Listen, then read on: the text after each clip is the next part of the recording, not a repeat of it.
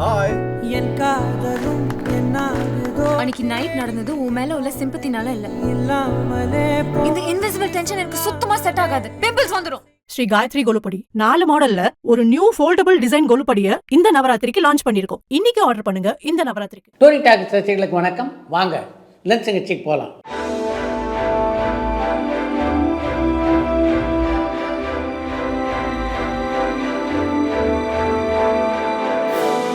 என்னம்மா முதல் கேள்வி? வடிவேலு சார் கூட திருமுருகன், ஆர்ஜே பாலாஜி அண்ட் கௌதம் மேனன்லாம் சேர்ந்து படம் பண்ற மாதிரி சிச்சுவேஷன் இருந்தது. அது என்ன ஆச்சுன்னு காஞ்சிபுரம்ல இருந்து சரவணன் கேட்டிருக்காங்க.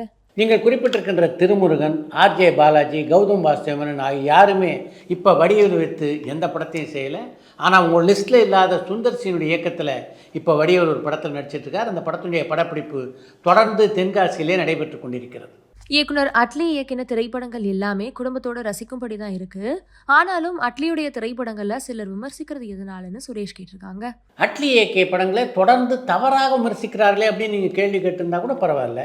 அட்லி இயக்கிய படங்களை விமர்சிக்கிறார்களே அப்படின்னு நீங்கள் கேட்டிருக்கீங்க. நல்லபடியாக கூட ஒரு படத்தை விமர்சிக்கலாம் இல்லையா?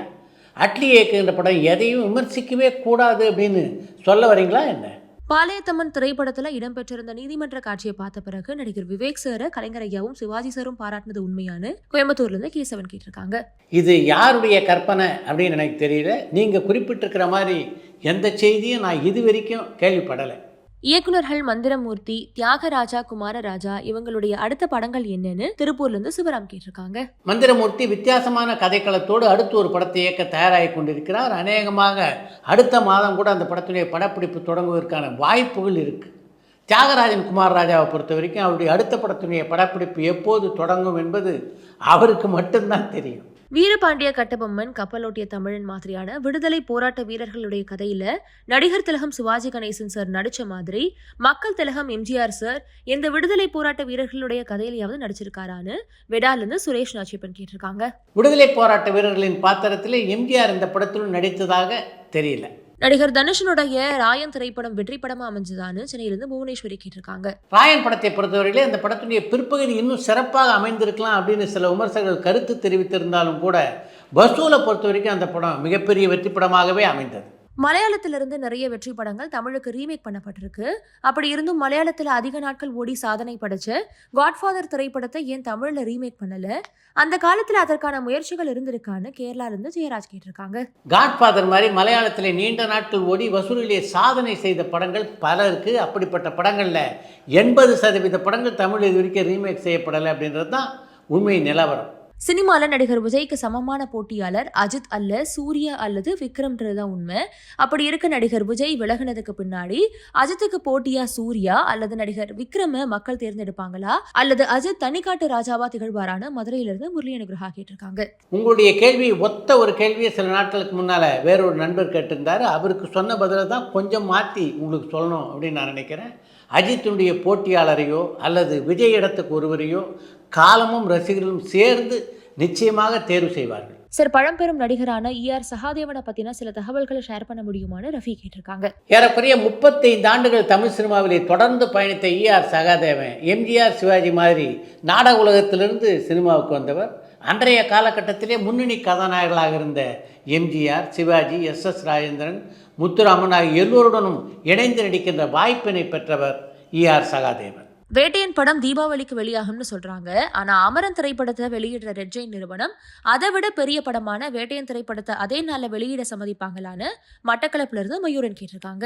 வேட்டையன் திரைப்படம் அக்டோபர் மாதம் 10ஆம் தேதி வெளியாக போகிறதா அல்லது தீபாவளி தினத்தன்று வெளியாக போகிறதா என்பதை பற்றி இதுவரைக்கும் அதிகாரப்பூர்வமாக லைகா புரொடக்ஷன்ஸ் அறிவிக்கலை. அவங்க அறிவித்ததுக்கு பின்னால் தான் எந்த தேதியில் அந்த படம் வெளியாக போகிறது அப்படின்றது தெரிய வரும். ஒரு கதாநாயகன் அல்லது கதாநாயகி கால் ஷீட்டின் பொழுது ஒரு படத்துக்கு இவ்வளவு நாட்கள்னு கொடுப்பாங்களா? கொடுத்த நாட்களை விட படப்பிடிப்பு அதிகமானா என்ன செய்வாங்கன்னு சிங்கப்பூர்ல இருந்து ஆனந்த் சம்பத்குமார் கேட்டிருக்காங்க. பெரும்பாலான நடிகர்கள் அவங்க கொடுத்த கால் ஷீட்டில் படம் முடியலன்னா மேலும் கால் ஷீட்டுகளை கொடுத்து அந்த படத்தில் நடித்து முடிப்பாங்க. ஒரு சில நடிகர்கள் இந்த கூடுதல் கால் ஷீட்டுக்கு பணம் கேட்பதும் உண்டு. இப்போ இசையமைப்பாளர்கள் பலர் கதாநாயகனா நடிச்சிட்டு இருக்காங்க.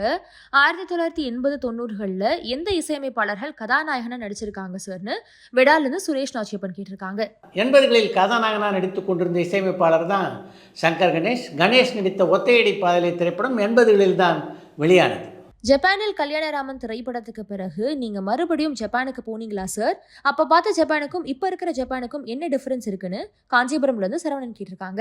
ஜப்பான் நாட்டுக்கு நான் போனதுன்னா ஒரே ஒரு முறை தான். ஜப்பானில் கல்யாணராமன் படத்தினுடைய படப்பிடிப்புக்கு பின்னால ஜப்பான் நாட்டுக்கு போகக்கூடிய வாய்ப்பு எனக்கு கிடைக்கல. ஆனால் பல வீடியோக்கள்லையும் புகைப்படங்கள்லையும் இப்போ ஜப்பானை நான் பார்த்துட்டு தான் இருக்கேன். நான் பார்த்த ஜப்பான் வேறு, இப்போது இருக்கின்ற ஜப்பான் வேறு. முழுமையாக மாற்றமடைந்திருக்கிறது ஜப்பான் என்று தான் சொல்ல வேண்டும். நடிகர் உமாபதி ராமையா இயக்குனர் ராஜாக்கிளி திரைப்படத்தினுடைய படப்பிடிப்பு முடிஞ்சிருச்சா?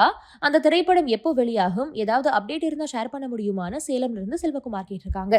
உமாபதி ராமையா இயக்கத்தில் உருவாகியுள்ள ராஜாக்கிளி படத்தினுடைய படப்பிடிப்பு முழுமையாக முடிவடைந்து விட்டது. அதனுடைய முதல் பிரதி கூட வந்து விட்டதாக நண்பர்கள் சில பேர் சொன்னாங்க. இன்னும் அந்த படத்துக்கான வெளியீட்டு தேதி அறிவிக்கப்படலை. மலையாளத்துல நடிகர் பிருத்திவிராஜ் மாதிரி தமிழ்ல தற்கால நடிகர்கள் யாராவது தயாரிப்பு நடிப்பு ரெண்டிலுமே மிளறாங்களா?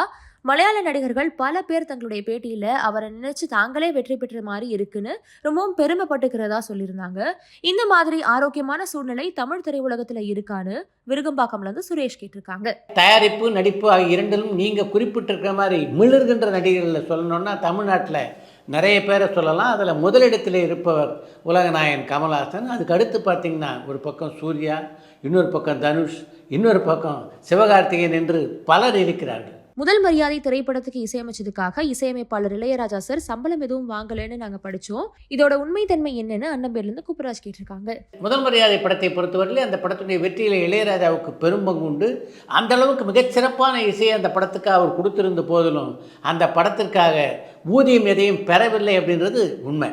இயக்குனர் அட்லி தமிழ்ல இயக்குற எல்லா திரைப்படங்களுமே பிறர் இயக்குன திரைப்படங்களை சார்ந்து இருக்கு. அதுக்கு உரிய அனுமதி பெற்ற இயக்குனாரா? அப்படி அனுமதி பெறாம இயக்குனா அந்த படம் எவ்வளவு பெரிய வெற்றி அடைஞ்சாலும் அடுத்தவர்களுடைய கற்பனையை திருடுற மாதிரி இருக்குமே.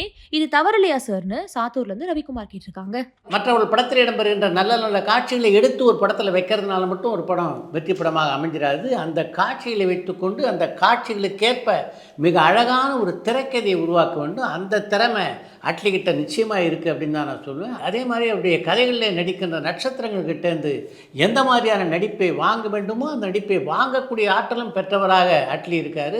அதுதான் அவருடைய வெற்றியின் ரகசியம் அப்படின்னு நான் நினைக்கிறேன். சார், மழை பிடிக்காத மனிதன் திரைப்படத்துல இயக்குனருக்கு தெரியாம முதல் 1 நிமிட காட்சியை யார் இணைச்சதுன்னு தஞ்சாவூர்ல இருந்து தேவாவினி கேட்டிருக்காங்க. மழை பிடிக்காத மனிதன் படத்திலே அந்த படத்தினுடைய இயக்குனரான விஜய் மில்டனுக்கே தெரியாம 1 நிமிட காட்சியை முன்னால் இணைக்கிறதுன்னா அதுக்கான வாய்ப்பு ஒன்று அந்த படத்தினுடைய தயாரிப்பாளருக்கு இருக்குது, இன்னொன்று அந்த படத்தினுடைய கதாநாயகனான விஜய் ஆண்டனிக்கு இருக்குது. ஏன் விஜய் ஆண்டனியுடைய பெயரை நான் சொல்கிறேன்னா, சமீப காலத்தில் பார்த்திங்கன்னா விஜய் ஆண்டனி தான் தன்னுடைய படங்களுக்கு பெரும்பாலும் படத்தொகுப்பை செய்கிறார். அதனால் அவர் இதை பண்ணியிருக்கிறதுக்கு வாய்ப்பு இருக்குது அப்படின்னு நினைக்கிறேன். ஆனால் அவர் தான் பண்ணாரா அப்படின்னு எனக்கு தெரியாது. கங்குவா திரைப்படம் 1000 கோடி வசூல் பண்ணுமான்னு அம்பத்தூர்லேருந்து சங்கர் கேட்டிருக்காங்க. தமிழ் திரைப்படங்கள் அடுத்து 1000 கோடி ரூபாய் வசூலை தொட வேண்டும் அப்படின்ற ஆசை தமிழ் திரையுலகிலே பல பேருக்கு இருக்குது, எனக்கு இருக்குது. அப்படிப்பட்ட ஒரு சாதனையை கங்குவா செய்யுமானால் அதை விட மகிழ்ச்சி எதுவும் இருக்க முடியாது. ஆனால் அது செய்யுமா அப்படின்றத பற்றி இப்போதே என்னால் சொல்ல முடியாது. அந்த படத்தினுடைய வெளியீட்டுக்கு பின்னால் தான் அதை சொல்ல முடியும். தங்கலான் திரைப்படம் வெற்றி பெறுமா? நடிகர் விக்ரமுக்கு அந்த திரைப்படம் திருப்பு முனைய அமையுமான ஆவடியிலிருந்து நிர்மல் கேட்டிருக்காங்க. தான் நடிக்கின்ற எந்த ஒரு படத்துக்கும் கடும் உழைப்பை தரக்கூடிய ஒரு நடிகர் தான் விக்ரம். தங்கலான் படத்தில் அப்படிப்பட்ட உழைப்பை தான் அவர் தந்திருக்கிறார் அப்படின்றத அந்த படத்துடைய ட்ரெய்லரை பார்க்கும்போதே நம்மளால் புரிந்து கொள்ள முடிகிறது. அந்த உழைப்புக்கேற்ற உற்சாகமான வரவேற்பை நீங்கள் அந்த படத்துக்கு தந்தீங்கன்னா நிச்சயமாக விக்ரமுடைய வாழ்க்கையிலே ஒரு திருப்பு முனை திரைப்படமாக தங்கலான் அமையும்.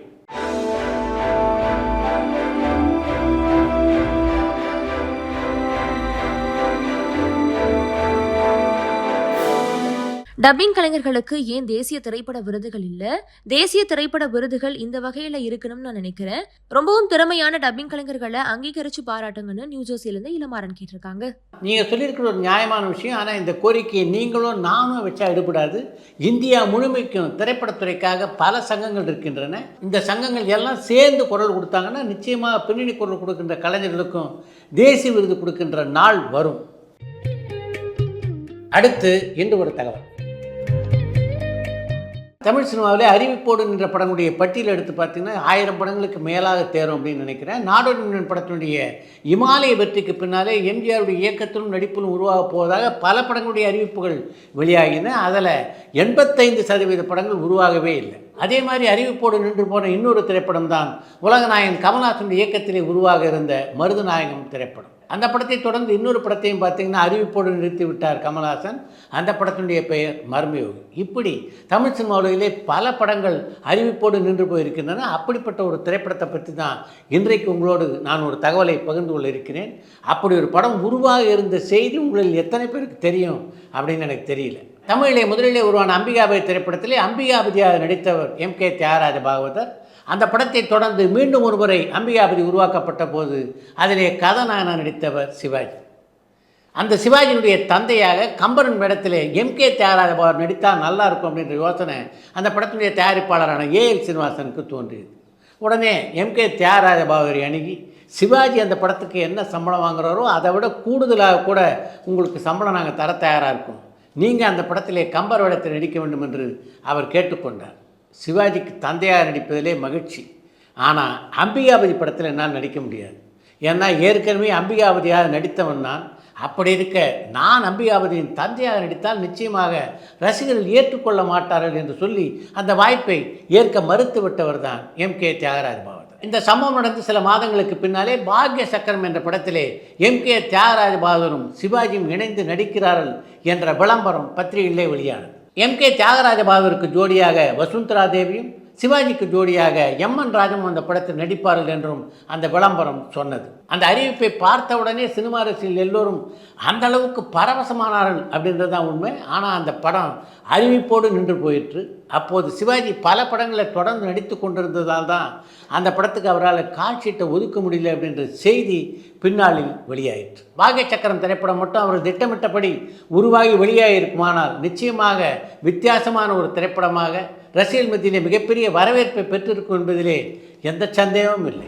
அடுத்த சாவி சித்ரா நிகழ்ச்சியிலே பங்கு பெறுகின்ற விருந்தினர் தமிழ் திரைப்பட நலபாக ஊழியர்கள் சங்கத்தின் தலைவரும் அண்ணாச்சி என்று திரையுடனரால் செல்லமாக அழைக்கப்படுவருமான A.M. ராதாகிருஷ்ணன்.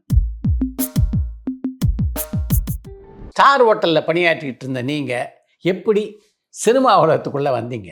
என் அண்ணன் சினிமாவில் இருந்ததுனால இந்த தொழில் நம்மளுக்கு கொஞ்சம் சரியாக வரும் தோணுச்சு. அந்த ஹோட்டல் ஃபீல்டை விட்டுட்டு நீங்கள் பணியாற்றிய முதல் படம் எது? முதல் படம் பார்த்தோம்னா சார், பார்த்திபன் சார் நடித்த புதிய பாதை முதல் படம். சிவா இன்சார்ஜ் இல்லை? ஆமாம் சார், அருணாச்சலம் ஸ்டுடியோவில் தான் அதிகமாக. பரபரப்பான சினிமா செய்திகள், நட்சத்திரங்களின் பேட்டிகள், சினிமா வரலாறு ஆகியவற்றை பார்க்கவும் படிக்கவும் உங்களுக்கான இணையதளம் tourantalkies.co.